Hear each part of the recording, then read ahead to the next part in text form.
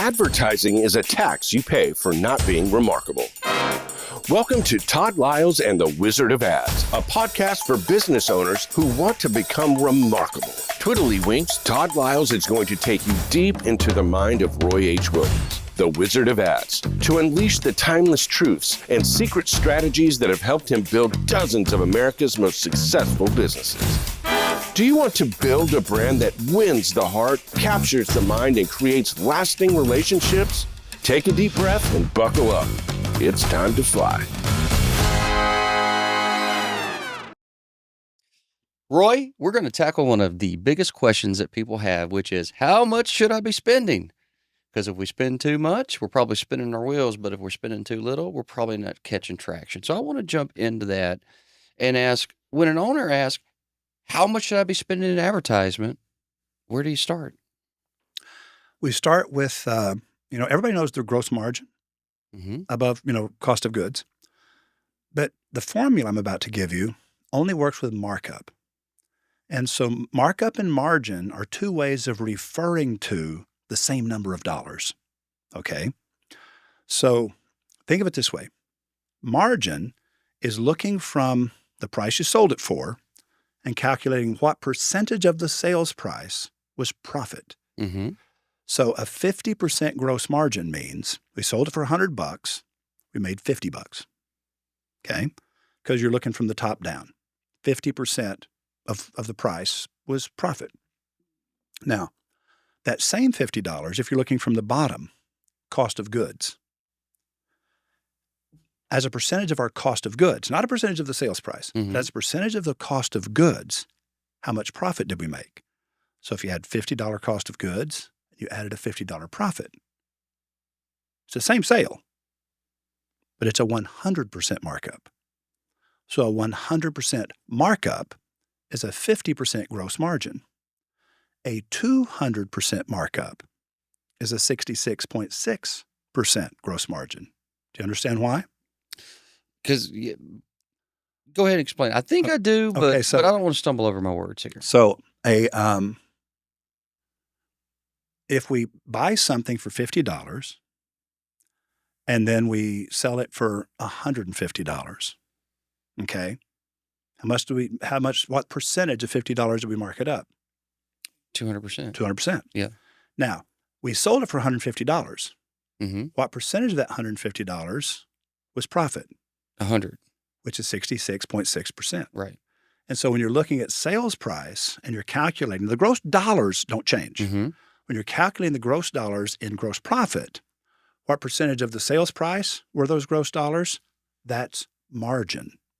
Right. And that's the way my brain is so accustomed to thinking. Exactly. But what I'm saying is, as a markup. But no, retailers think of markup. Okay. So this is what I paid for it. How much am I going to mark it up? Mm-hmm.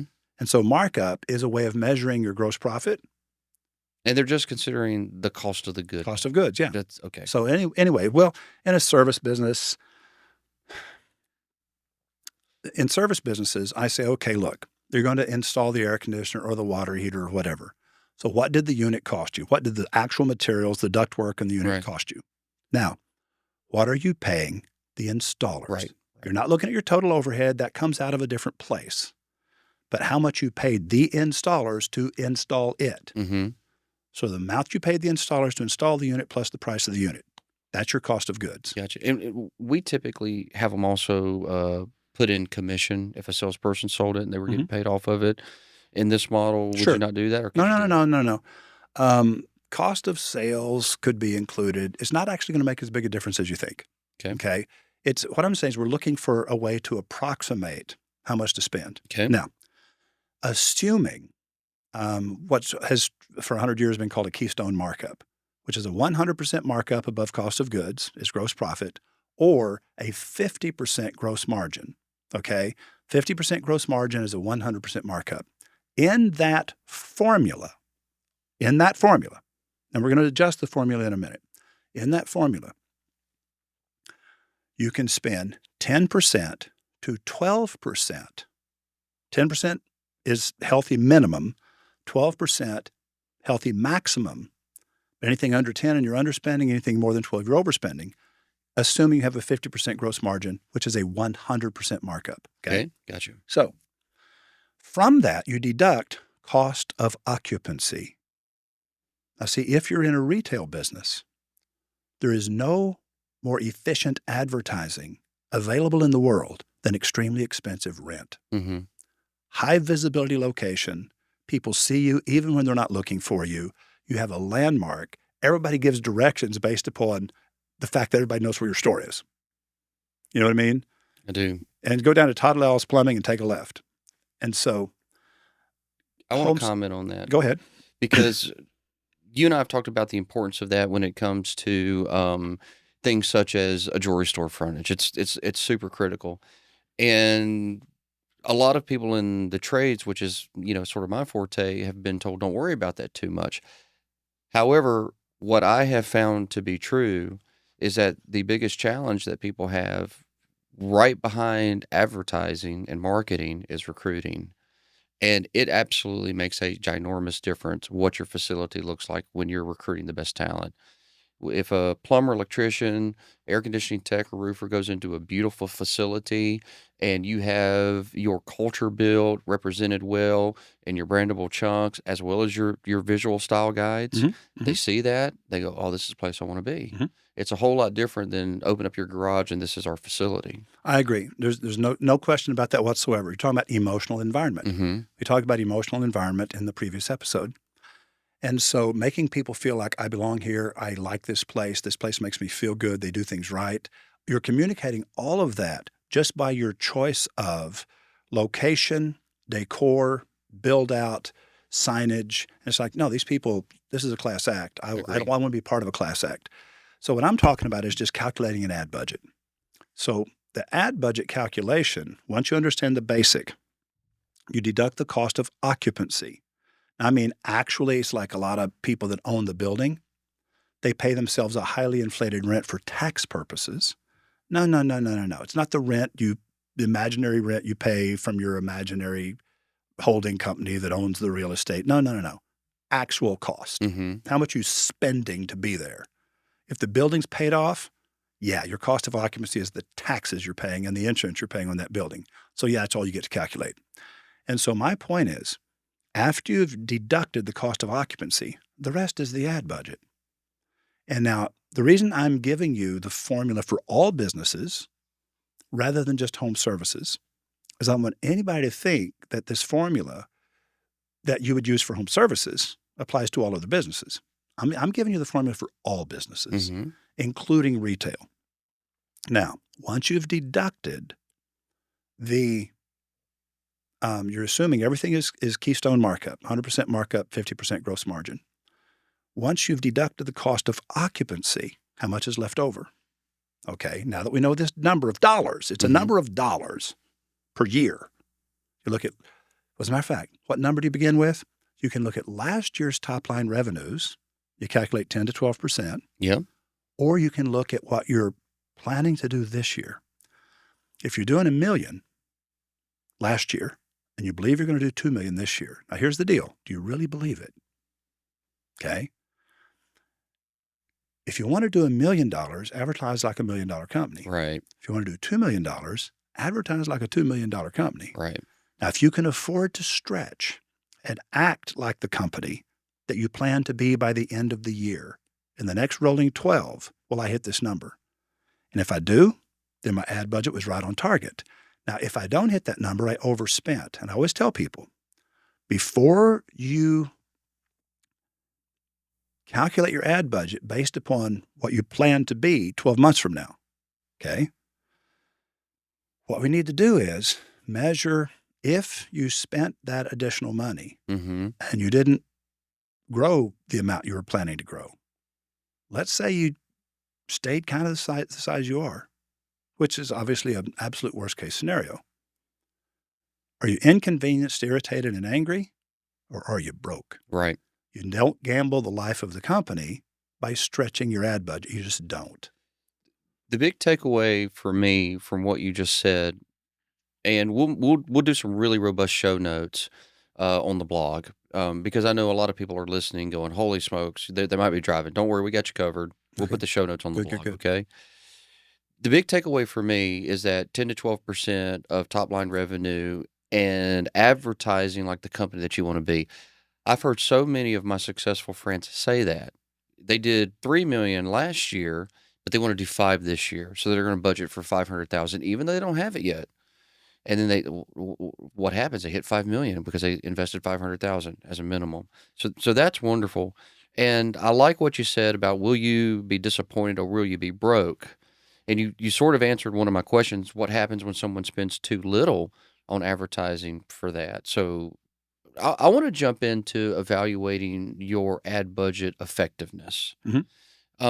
The real question is when I start investing in my business for ads, how do I know, especially with some of this long tail of action that takes place, how do I know if my investments and my budgets are actually starting to work for me? Or maybe it's even better, when do I know? Maybe it's both. Okay, so your earliest indicators will be anecdotal. It will be the number of people in your life who say, I never watch TV, but I see your ads all the time. Or they say, I never listen to radio, never listen to radio, but I hear your ads all the time. And whether they tell you they love your ads or whether they tell you they hate your ads is utterly irrelevant if you believe in your ads. What matters is the anecdotal things that people in your life are commenting about your ads probably for the first time ever. And so that's the earliest indicator you're going to get. Now, it can't really be measured, but it is encouraging when people are noticing and making comments and leaving little voicemails and talking to your text and mentioning it to your text. And sometimes, Todd, we'll plant what's called a word flag. In the previous episode, I mentioned hyperventilated. When I saw what he was working on, I hyperventilated. Okay. People, if that was a home service company, when the tech went to the house, people just to have a sense of connection, they say, hey, man, hope you're not hyperventilating. And so they're just basically wanting to let you know that they heard your ad and they're just using it as a point of contact to begin a little bit of a friendly dialogue with you. And so that's the leading indicator. Now, as time goes by, what you're looking for in the longer term is increased use of branded keywords. If you measure your pay-per-click ads and you separate which ones came in from unbranded keywords, who typed in air conditioning replacement because they didn't choose you, they just needed air conditioner replaced. And the one thing they're telling you when they type in air conditioner replacement, they believe all air conditioning companies are equal. Okay, and the only thing that separates them is the unit and the price. That's it. That's what they're telling you. Now, you really don't want those if you can avoid them. What you want is you want all of your leads to have typed your name into the search engine. And when they type your name into the search engine, what they're telling you is, I've chosen you. You are my preferred provider. Now, when your campaign, when your advertising is doing its job, more and more people each month are typing your name into the search engine. That increases your conversion, your average sale, and your gross profit per sale. High CAP, conversion, average sale, profit margin. CAP. Now, whenever you see the use of your branded keywords go up, it's a much cheaper click with a much higher conversion rate. And you get to lower the amount that you're spending on unbranded keywords. And when you track them separately, it is going to blow your mind. And I'm going to give you an actual 3-city comparison that we actually got the data from Service Titan. One of our partners actually has the access, what's it called, the AP or the API? API, yeah. Access to the API.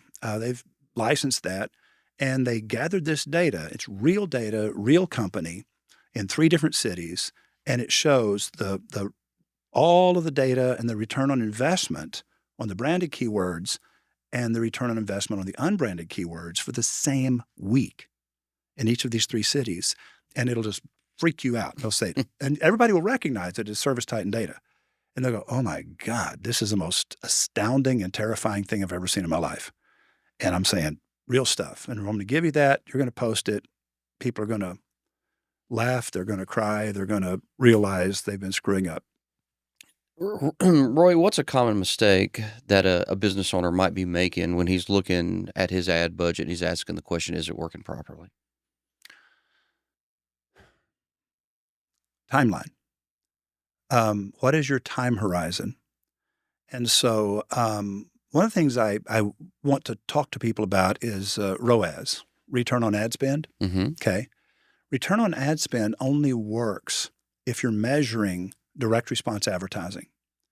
In other words, if the full benefit of the ad is exhausted by the urgent call to action. In other words, it's this week only. Mm-hmm. You have to respond right now. Right. To get this offer, you have to respond before a certain window of time. It elapses. Okay. At the end of the window of time, you can measure how well that worked. Because any benefit out of an ad that has a limited time for this offer, guess what else expires at the end of that limited time? The reason to call. All memory of the ad. Yeah, it's gone. You don't remember ads that had a time limit once the time limit is over. Mm-hmm. And so the only ads you remember forever are the ones that don't have a time limit, the ones that are true today, yesterday, today, and forever. Here today, here tomorrow, here for you. And you remember from now on a message that will never expire. And so you said, okay, now if the message never expires, and every time you repeat it, you build the message a little more deeply in the mind, you're making an investment in future customers. And the longer you do this, the better it works. So at what moment, if you're going to measure return on ad spend, at what moment have you exhausted the benefit of all your advertising investment? Mm-hmm. If you're thinking long term, return on ad spend does not work. Return on ad spend as a calculation will force you into short-term thinking and pay-per-click. You're going to wind up doing 100% pay-per-click, and you're going to wind up paying too much to reach too few people, and it's not scalable. Yeah. And so whenever I tell people, I'm saying, yeah, I'm telling you, the way that you measure your advertising will determine the kind of advertising you buy. And so be careful how you measure it, because if you're using that as a metric to tell you whether or not it's working, if you measure short-term, you will run short-term ads, you'll get short-term results, and you will not build a brand. You will not build a relationship with a customer. You will not build a legendary company. You're never going to be rich. However, if you build a reputation, Mm-hmm. the more you do that, the better it works. Like eat right and exercise. You mentioned in the last episode working out every day and making that a habit and making that a priority and doing it without fail. And I'm going, yeah. Anytime you focus on something and you're committed to it, you usually accomplish it. And if building a relationship with the public is what you're focused on, then the only way you can possibly measure that is top-line growth of your company measured yearly, okay? And so if you're looking at top-line growth, how are you trending? There'll be dips that are inexplicable simply because of the weather or of the economy. And so you can't pretend those things don't matter, okay? Or just an incredibly, wildly, ridiculously strong offer made by a competitor. Yep, they'll ding you. They'll hold you down sometimes. But if you look at it over a longer window of time, is the top line of the company growing? How much bigger are we this year than last year? How are we trending in the big picture? You can measure top line. You can also measure use of branded keywords. Mm-hmm. How many people are typing my name into the search engine? I think this is really, really important. Roy, I have a second podcast, not trying to plug it, but it's relevant. It's the 100 million mindset, and we're Mm-hmm. speaking to large companies, and one operates a $250 million business. Wow. And he was talking about how the cost of Google in like the last 3 years has doubled, in some cases tripled, and in some keywords, quadrupled, and how it's becoming more and more expensive, and it's harder for smaller companies because of that. But what went through my mind as he was talking about it, and yes, of course, he's connected to a PE group like a lot of these guys are. Sure. PE groups so value the analytics, and they've bought up so many companies, and they've got these big pockets that it's all of belief. I'm sure if I dug hard enough, someone could find the evidence, but I tend to believe that they are in large part the reason why all these ads in the direct world have become so costly. I think they're driving up the cost, and I don't think that they are even necessarily doing it on purpose.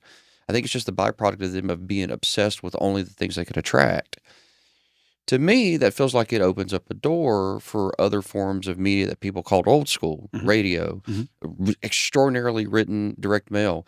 People used to at one point wouldn't do direct mail because it might cost them 15 or 20 cents to mail something, and that's too expensive to give an impression. Yeah. Well, you're paying $15 for an impression, $150 for a click. Direct mail and radio is substantially cheaper than Google is today by almost any measurement that we look at. I talked to, there was a big private equity group that bought I've lost 9 companies to private equity, and they all sold for a great deal of money. And one of those sold about 4 years ago, and there were 6 other big brands that this group bought, including his, and they're spiraling downwards. They're circling the drain. They're in trouble. And they asked, could you arrange for us to talk to your friend Roy? And I told him on 2 conditions. Number 1, they understand unconditionally I'm not going to come to work for them. I'll give them some good advice. I'll spend an hour answering their questions and telling them what I think they need to do to turn the ship around. But under no circumstances is this a job interview. Just please understand that. And number 2, I'm only going to talk to one guy. So the whole world can be on the Zoom call, but I'm only going to answer questions to one person. I'm not going to get ambushed from 14 different directions. I'm just not. And we had a wonderful, wonderful, wonderful talk, and they were very gracious and deeply appreciative. And I told them, I said, hey, listen, before you tell me anything, I'll tell you what I think you probably did, and I'll tell you why you did it, and I'll tell you why it made sense at the time. I'll tell you what was going through your head. And he literally was laughing. He was going, oh, my God, it's like you've been following us around. It's like you've been in our board meetings. And I said, well, no, this is what always happens. Now, I told them the same thing I'm going to tell our audience. It was several months ago, maybe 3-4 months ago now, that there was an article that came out, and you can Google this, Nike's $25 billion blunder. Nike's $25 billion blunder. Now, did you know that there were some Nike ads in this year's Super Bowl, I'm told? I didn't watch it. You say, well, you're an advertising guy. Certainly you watch the ads. Yeah, I don't. So, I know what good ads look like, and yippee skippy. The point is, I said, the guy from Nike, he wrote a little bit of a confessional, the ex-CEO. And I tell people, okay, before the Super Bowl, how many years had it been since you saw a Nike television ad? Television built Nike. You remember see amazing athletes doing amazing things in all these different sports, and then the little Nike swoosh, just do it, would pop up on the screen, okay? And the deal was, I want to be like those people. They wear those shoes, I'll get those shoes. Now, that's not logically what people are thinking. That's emotionally what people are thinking. Logically, that's not what I'm thinking at all. I buy the shoes because they're blah, blah, blah, blah. Shut up. You're buying the shoes because you identify with the image. Yeah, they're technically terrible shoes for your feet. I didn't know that. Yeah. So the point is, it obviously doesn't matter. No, it doesn't matter. So the Nike CEO said, I made the horrible mistake of abandoning what was obviously more effective to do what was more easily measured. And what he did, he discontinued mass media. And he says, we're not going to let the retailers make this big retail markup. We're going to make that retail markup. The public doesn't love the retailer. The public loves Nike. And so they built Nike Town. They built this big website and lost their ass. And Nike stock fell like a rock. Nike stock is the lowest it's been, and it's just shockingly low right now. And they finally realized after he wrote this confessional, after leaving the company, he goes, boy, I really screwed up. Thinking that selling direct to the public and abandoning mass media was smart. It was a horrible mistake. I abandoned what was more effective. Now, when we talk about effective, and I'm going back to this call with this private equity group, I'm just giving them some counsel as a friend, just like, hey guys, here's what you're going to have to do, but it's going to be painful. I actually said to the guy who was the spokesperson, I said, okay, so I'm going to give you a scenario. I'm going to run a 60-second radio ad. Very memorable ad. Makes people feel good. Makes people like the company.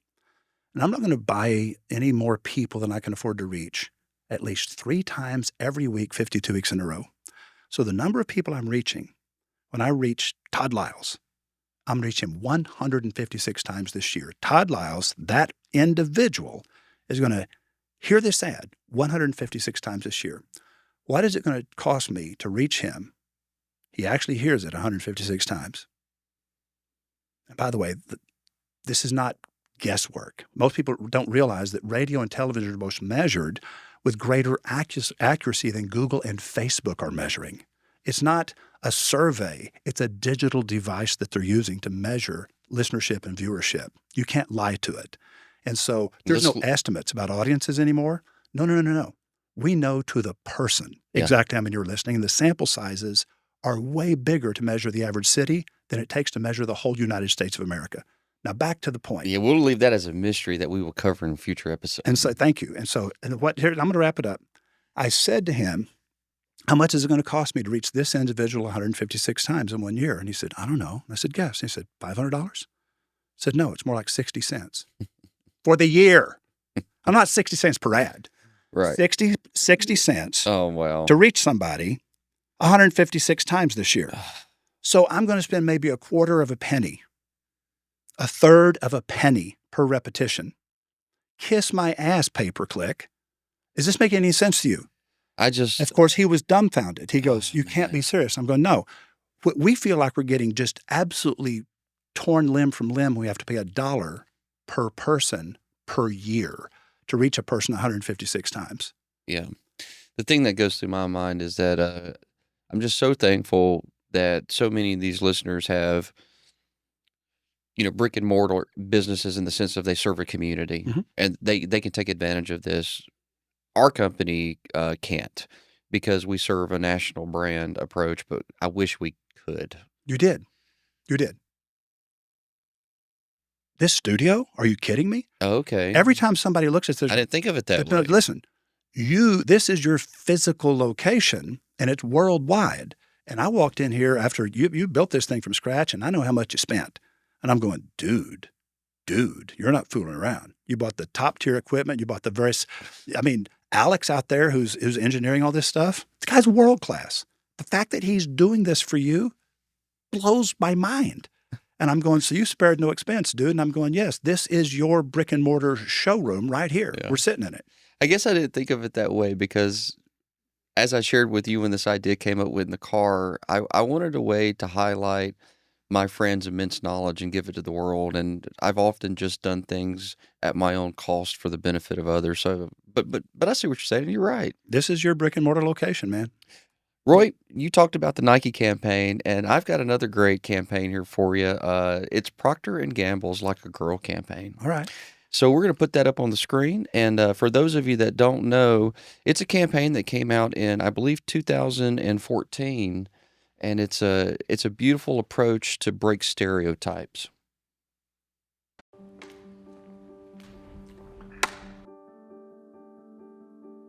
Hi, Erin. Hi. Okay, so I'm going to just give you some actions to do. And just do the first thing that comes to mind. Show me what it looks like to run like a girl. My hair. Oh, God. Show me what it looks like to fight like a girl. Now throw like a girl. Aw. My name is Dakota, and I'm 10 years old. Show me what it looks like to run like a girl. Throw like a girl. Fight like a girl. What does it mean to you when I say run like a girl? It means run fast as you can. So do you think you just insulted your sister? No. Yeah, insulted girls, but not my sister. Is like a girl a good thing? Actually, don't know if it's a bad thing or a good thing. It sounds like a bad thing. It sounds like you're trying to humiliate someone.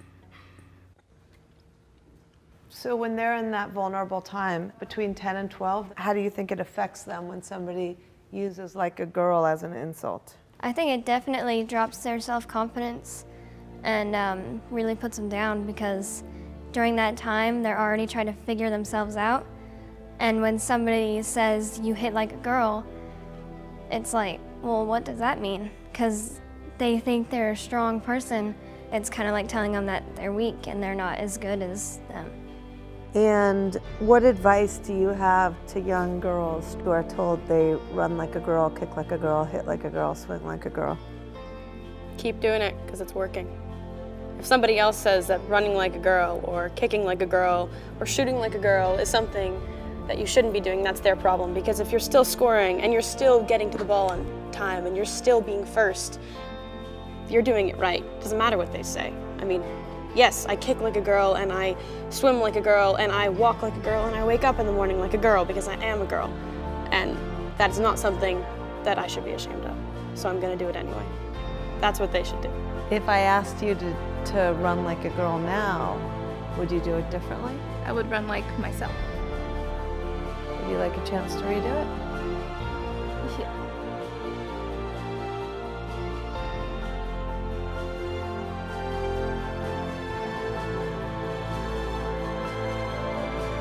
Why can't run like a girl also mean win the race?